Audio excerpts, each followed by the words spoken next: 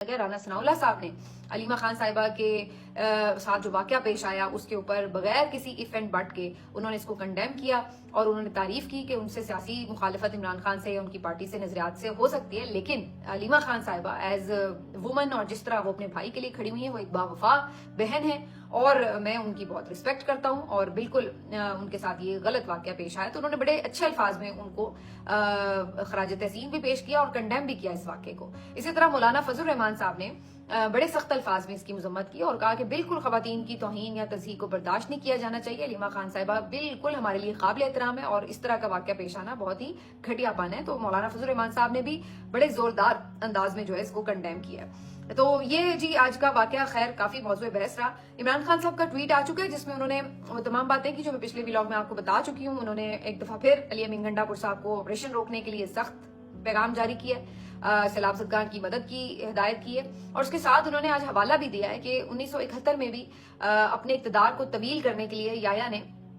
हर तरह का जुल्म रवा रखा था और आइन और कानून को पसे पुश्त डालकर हर वो काम किया जिससे उसके इक़्तिदार को तवालत मिले। और एक दफा फिर उन्होंने फील्ड मार्शल का नाम लेते हुए कहा कि इस वक्त भी आसिम मुनीर साहब यही कर रहे हैं कि अपने इक़्तिदार को तवील करने के लिए वो हर तरह का जुल्म और सितम रवा रखे हुए हैं। तो ये जो डिफरेंस आपको नजर आता है कि जब भी अलीमा खान साहिबा मिलती हैं तो आपको अल्फाज जो होते हैं ट्वीट के वो खुद ही बता रहे होते हैं कि आज अलीमा खान साहिबा मिली हैं, क्योंकि वो as it is Imran Khan साहब के अल्फाज में वो लेके आती हैं, जबकि बाकी ये लोग जब गुफ्तगू करते हैं तो वो उसमें थोड़ी सी नरमी ले आते हैं और अक्सर पैगाम में कुछ लगता है कि कुछ ऐसी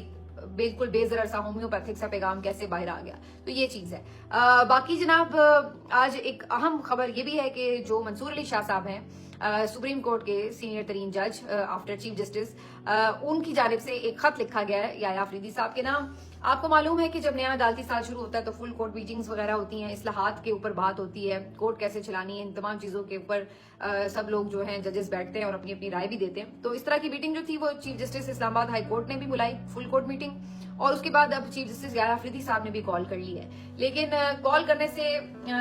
फौरन पहले जो अब जस्टिस मंसूर अली शाह साहब हैं उनकी तरफ से एक खत मंजर आम पर आया है और ये खत जो है वो अगेन एक चार्जशीट नजर आता है और लगता यह है कि जो चीफ जस्टिस याया अफरीदी साहब हैं शायद इस तरह के सवालात अगर फुल कोर्ट मीटिंग में मंसूर अली शाह साहब उनसे पूछें तो क्या वो जवाब दे पाएंगे, क्योंकि ये सवालात बड़े सख्त भी हैं और आईना भी दिखाते हुए नजर आ रहे हैं। मंसूर अली शाह साहब ने बहुत से आम सवाल किए जिसमें उन्होंने पूछा है कि क्या वजह है कि जब से ये चीफ जस्टिस बने हैं उसके बाद से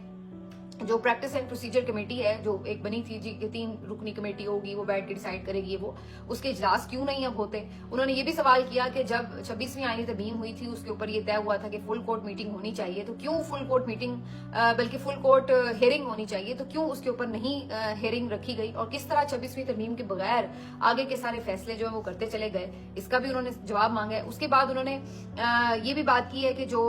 मुख्तलिफ छुट्टी वगैरह के मामले के ऊपर जजेस को जिस तरह से ट्रीट किया जा रहा है ये सब क्या है और किस तरीके से चल रहा है। और आखिर में उन्होंने बड़ी मजेदार बात की, उन्होंने कहा कि क्या आप ये वाजे करें कि क्या आप जजेस को सुप्रीम कोर्ट को कोई रेजिमेंटेड दस्ता बनाना चाहते हैं। तो ये बड़ी उन्होंने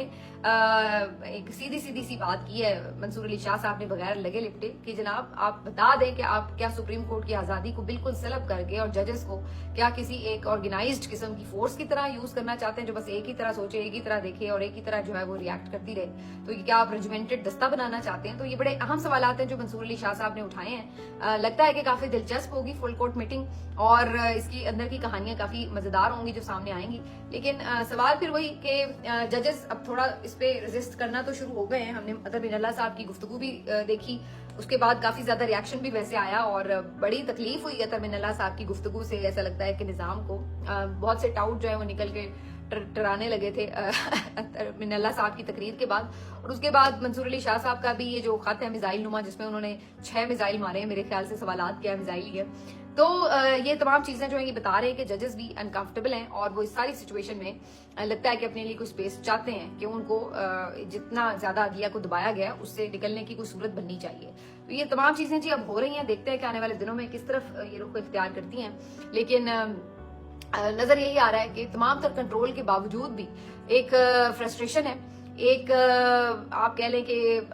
ایسی گھبراہٹ ہے کہ جس کی وجہ سمجھ میں نہیں آتی کہ بھئی اگر آپ نے اتنا ہی کنٹرول حاصل کر لیا ہے تو پھر یہ گھبراہٹ کس بات کی ہے، اضطراب کس بات کا ہے، کس بات کی بے چینی ہے، فرسٹریشن کیوں ہے۔ اب آپ یہ جو انڈے والا معاملہ ہے اسی کو دیکھیے نا، یہ کتنی فرسٹریشن کا ایک غمازی کرتا نظر آتا واقعہ ہے کہ آپ اس لیول تک جو ہے وہ آ جائیں۔ آج اس کے اوپر ویسے یہ بات بھی ہو رہی تھی کہ پولیس نے جو ایک بھونڈی سی اس کے اوپر